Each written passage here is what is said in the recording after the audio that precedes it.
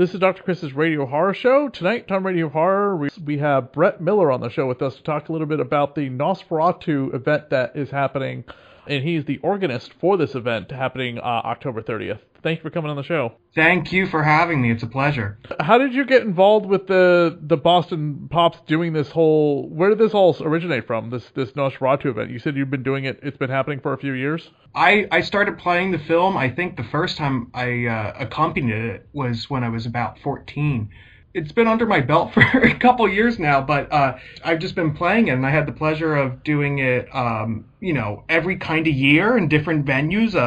It's becoming more popular for, which is kind of crazy for a 102-year-old film to only get more popular as, it kind of goes on. And, I just got reached out by them to, kind of give that 1922 experience to you guys over in Boston. So it's going to be a fun time with lots of organ and, a great film. What was your exposure to the film? How did you first find out about it?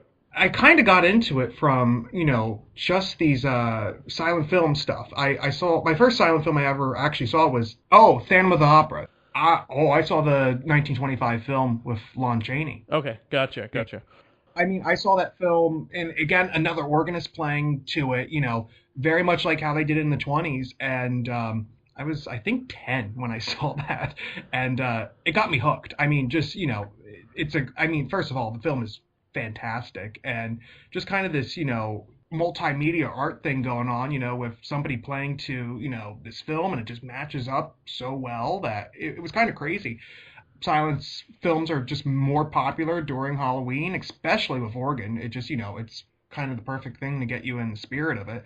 So I saw NOSFERATU probably shortly after that, so that was my exposure to the film. Where did you train to become an organist? Do you play more than just the organ?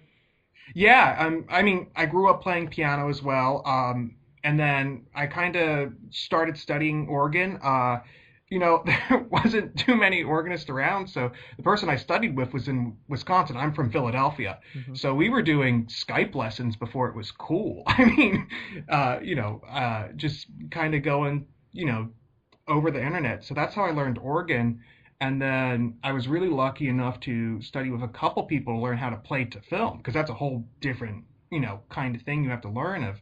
How do you take a 100-year-old film, essentially, and put music to it that will match and kind of still seem relevant to audiences now that, are very different than audiences 100 years ago. So I had the pleasure of studying with Ben Modell and Bernie Anderson from the New York area.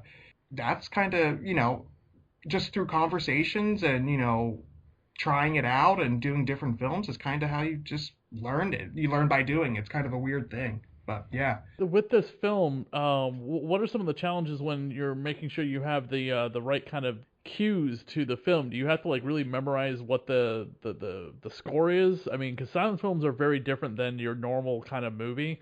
But this kind of thing is done quite often. I saw one done for the original 50,000 Leagues Under the Sea and the Thomas Edison Frankenstein. Yeah, this score, every film I do is slightly different. This score is actually with most of the original material that was out in 1922. So they actually did have a composed score, believe it or not. I know it's kind of weird to hear that, a silent film had a composed score, but they did. It was by a guy named Hans Erdmann. And a little history with the film is it was, of course, basically a plagiarized version of Dracula. So, right. Florence Stoker took them to court, essentially, and won. So the score was destroyed along with the copies of the film. And Hans Erdmann, who composed it, later came back and wrote a book in 1927. In that book, he actually gave snippets of kind of musical cues, except the cues that he gave would be like bats flying around a castle on a hill, somebody in a coffin, rats on a ship, very descriptive things that happened in NOSFERATU. And that was his kind of way of sneaking the score into something that couldn't be traced back. It was kind of his loophole around it. So I take what he basically left for us and kind of just expand on it as much as I can. Kind of give you somewhat of what you might have heard back in 1922 and, kind of work that in. But yeah, I have to memorize it because for the majority of the time I'm looking at the film to just make sure everything is, kind of staying in sync as well. Hmm. So it's kind of a, weird thing to do. You have to you just have to know the score really well. So by the time you're just looking at a film and it almost becomes second, it's like driving a car on the highway. You just kind of go on autopilot after a while and hopefully everything goes well and, the organ doesn't catch on fire and the film doesn't burn up and stuff like that. But, as soon as you're going, you're going. I'm assuming you've seen Shadow of the Vampire. I've only seen clips. I've been trying to find it. None of the streaming services have it, but I need to. That's on my watch list. But I do know of it. Yeah. It's a rather unusual. It's rather unusual that it's not streaming right now, especially with the remake coming out in Yeah. at Christmas time. Kind of baffling that they're doing that. Yeah. No, I'm shocked by it. But I mean, hey, good for Nosferatu getting the second, more publicity, I guess. But Do you guys do anything prior to the film, or is you just showing the film itself? Are you showing any other kind of silent films that have like a little bit of a like a prelude to this film? just Nosferatu for this one, since I mean it's an hour and 20 some minutes. So I mean I always joke is like the subtitle is literally a symphony of horror. So it is the length of a long symphony. So you kind of just play it through, and that's kind of always been my thing, especially when playing it, is trying not to do much before it, because the film the film in tone is very lighthearted in the beginning and then gets really really dark by the ending. So Mm-hmm. I always like to not clue audiences in who might have never seen it, and I don't want to give them too much in the prelude. I don't want to give them too much at all. I just want them to experience the film as it is and kind of let them see where it goes. So yeah. Did you ever see the one from the '70s? I have not. I've seen pictures, and that's another one I've seen clips with, but I don't. I've seen the '20s one so many times, and by the time I'm done playing it in October, I haven't actually seen the '70s one, but I need to see it. Is this a an easy one to do because you guys don't have to like an easy? Let me phrase it. Is this like a very affordable one to do because it's public domain? You don't need to worry about anything. Yeah, I mean, public domain stuff luckily has, helped a lot with silent film stuff, especially if there's a good copy of the film that survives of it. So, I mean, it makes it relatively easy to perform and stuff.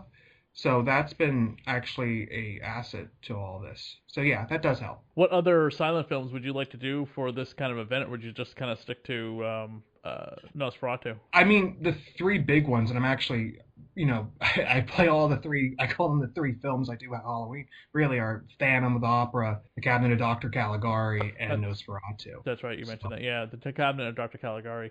I think that has a remake coming for it too. it just got a brand new restoration that I was really lucky to see actually in New York, and it's gorgeous. I mean, they really restored the film to.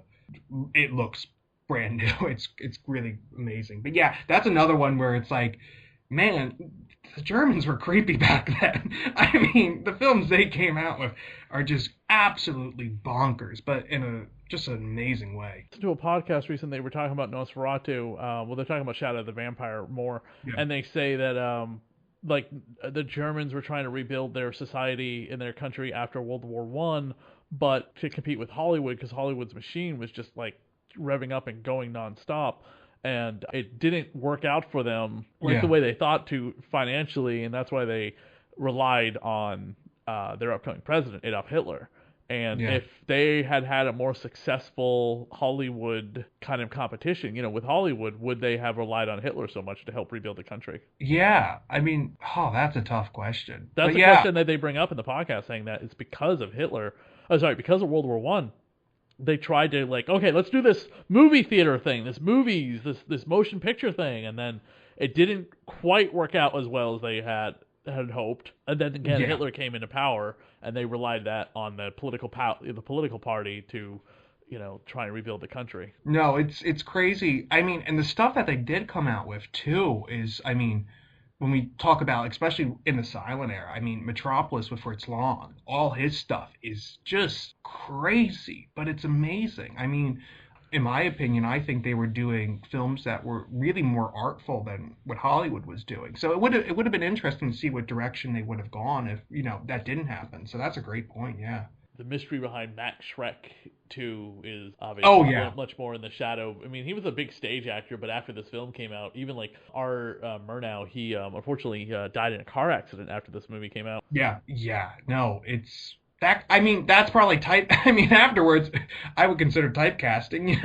I don't think he could find another role after, because his performance is just. It's really just weird almost by the end of it. It's kind of humorous in the beginning to a bit. I mean, I've gotten laughs in performances just of how over the top he is, but then it just by the end you're just terrified of him, really, quite honestly. So really glad the Pops are doing this. It's kind of crazy programming, but it'll be a good time. And the thing that constantly amazes me about these stuff is how many different types of people you get to it. I mean, I'm 22. I'm getting people more my age now. That's kind of the trend I've noticed. So it's a really great way to celebrate Halloween. And the film is, in my opinion, probably the creepiest thing because it's just old. It's an older film that comes it just seems it's really an interesting experience. Yeah. So it's I can't really describe it, but every time I see it, I notice something new in it, and it just gets really dark. I mean, in the perfect creepy Halloween way. It's great. Where can people find more information about you online and your other body of work? Plug out your social medias.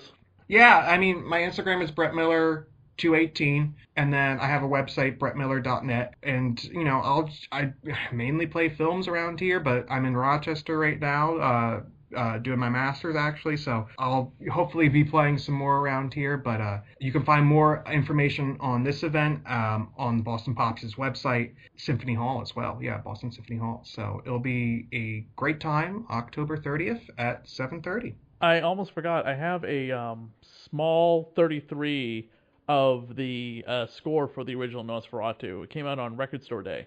It's in Oh, a do you really? Yeah, it's in a clear kind of white, kind of like the skin of the vampire kind of look vinyl. Oh, So it's a little 33. I think it's yeah. the as much of the score as I've ever seen put out before. But I also have a 2 record set of the 1970s Werner Herzog film Yeah. on vinyl as well. So we'll be playing that tonight when we air this interview.